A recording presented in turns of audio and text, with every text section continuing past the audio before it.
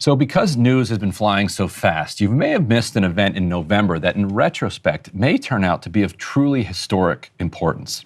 A presidential election was held in a European Union country. The two establishment parties lost to two outsider parties, and the Supreme Court simply annulled the election. And there was no allegation that there were any problems with the voting or the vote counting.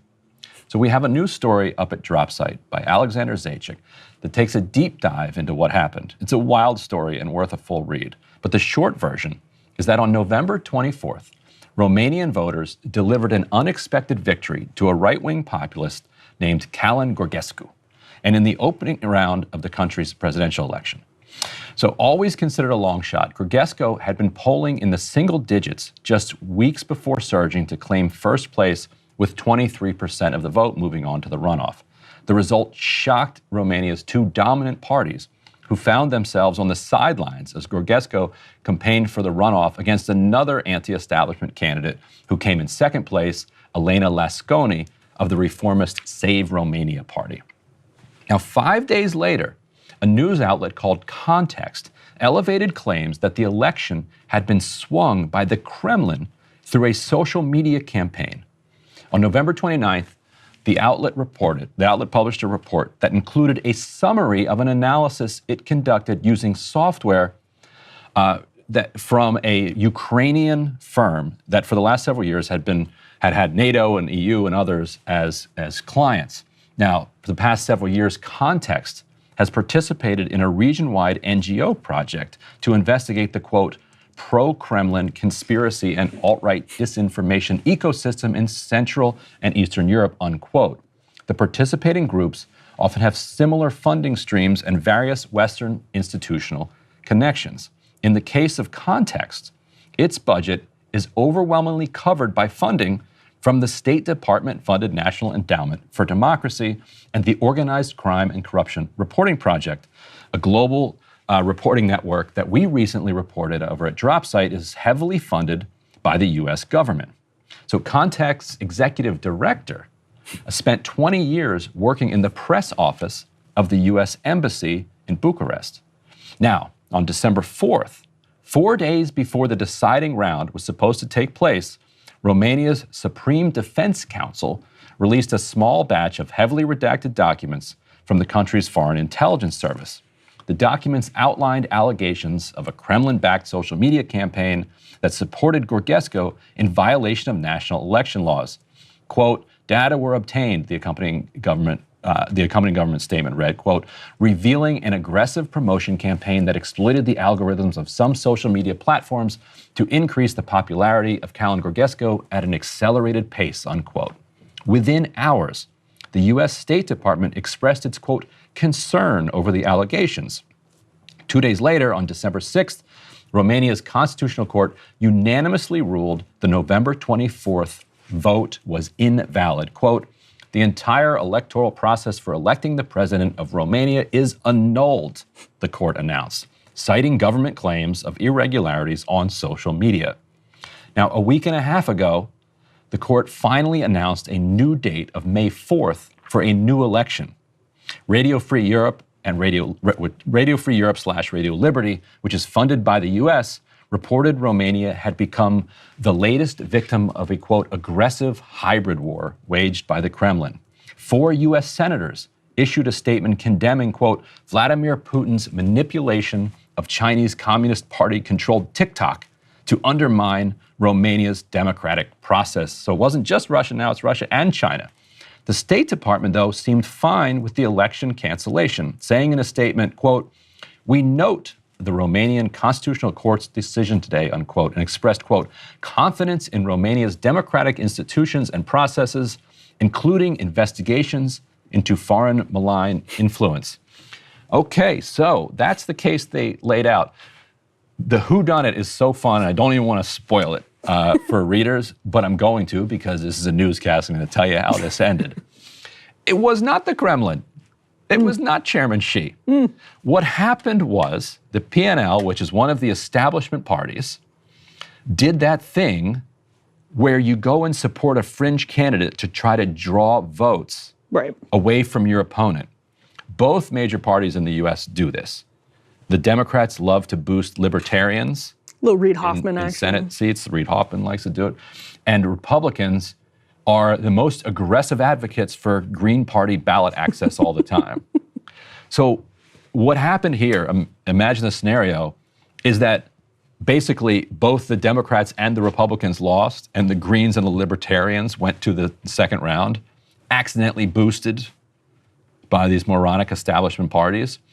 So that's what happened. So the funding for this TikTok campaign came from one of the major establishment parties.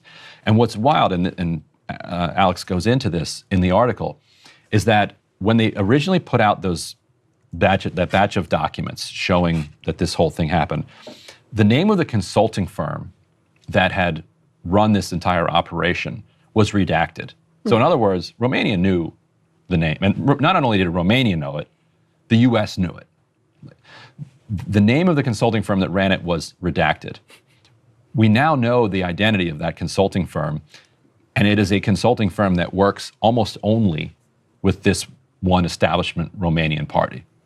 So from the very beginning, and also Alex talks about how they'd seen this consulting firm, people had seen them going in and out of the offices. Like, it was, everybody knows that this consulting firm only works with this party. Like that, it's like that. We have the same thing here in the United States. You got firms that work with Republicans, firms that work with Democrats. Yeah. So once they identified, oh, this social media campaign is being run by this consulting firm, they immediately knew that it was one of these parties, that it was this particular party that had funded this operation. Yet instead they redacted it and claimed that it was Russia, knowing full well that it was not. This was not a mistake where they're like, oh, boy, sure has all the hallmarks, as the yes, 50 the 51, yeah. All the hallmarks of a Russian counter-intel operation. Wasn't even that. They knew with certainty, for a fact, who ran this thing, and the State Department publicly supported the annulment of this election. Anyway, the key point here, why they care so much about Romania, you used to think that Germany had the most important European American military base. Not anymore. Romania now is host to the most important American military base in Europe. And a right-wing populist who has said that the war between Ukraine and Russia ought to end is a direct threat to American military interests vis-a-vis that base. And so here we are. The other part of the story, first, as I was reading this reporting, I was like, it needs like a flow chart, because the other one is relying on the assessment that it was Russia from a firm that does most of its work with NATO, right? Right. Like Right. They use this Ukrainian AI software company. They claim that, and this is the U.S.-funded news outlet, relying on a Ukrainian NATO-funded analytics firm that's using some AI that says, yep, we have concluded. So think about this. Back up for a second. Like, the U.S. and the Romanian establishment parties are accusing Russia of interfering in Romanian politics. Who is leading the charge in making that accusation? A U.S.-funded news outlet relying on a NATO-funded Ukrainian software company, claiming that there is foreign interference. Yeah. It's like, guys, blaming Russia. That's kind of foreign interference. Like, it's foreign interference. Like, you're actually doing the thing that you're accusing Russia of doing. Yes. And it's getting like no coverage in American media because it's like, oh, Romania, whatever. And I think it should, because it's the cancellation of an election. A NATO country. When you don't have any evidence of voter fraud or anything, like no allegations that the vote was tainted. Like, the people went out and voted for these two characters. There's zero evidence that votes were tampered with. And it doesn't mean I like this Gorgesco guy. He's like a right-wing creep. But come on, like, the guy won. If votes are not tampered with, like, if you cannot prove that votes are tampered with, and you're just mad that someone came in and put up a bunch of, let's just say, billboards, whether they're digital billboards, physical billboards, digital flyers, or literal flyers, and you say that it was foreign interference. But it was actually Romanians. But it's like saying that we have to cancel out, like, but let's say hypothetically that it was Russia. And it was like Russia's little Facebook campaign in the closing days of the 2016 election to divide Americans along the BLM lines and the LGBT lines. So those ads are still like very funny if you go read the Senate report from 2018 when they found the memes that Russia was posting. Let's just say that's what happened hypothetically. Like, do I think that we should be transparent about if foreign powers are funding propaganda? Absolutely. Do I think there should be rules about what money you're allowed to take in elections from foreign powers? Absolutely. But people are making up their minds. Like you're still fundamentally getting mad with voters. It's fundamentally about voters. It does raise a thorny question because there are also sovereignty questions. So I think there's a threshold issue. Like if Russian TikTok thing, let's say it was Russia and it's a little TikTok thing, it's like, get out of here. Like it's not persuasive enough that you've swung the entire election. But let's say Russia came in and like ostentatiously spent $1 billion supporting the candidate that they liked in complete contravention of Romanian law. I can see a case where you're like, no, you can't do that. Like we are like, what does Trump say? Like we have borders. You know, you're not a country. Right. You don't have borders, and you're not a country if you can't pass some laws and have them respected. Totally. But I understand how that can be a slippery slope to exactly what just happened. Yes. So, but you know, this is tricky stuff to think through. However, none of that even happened here. This was a Romanian establishment party. It's this that screwed itself accidentally and then used its own screwing to annul the election.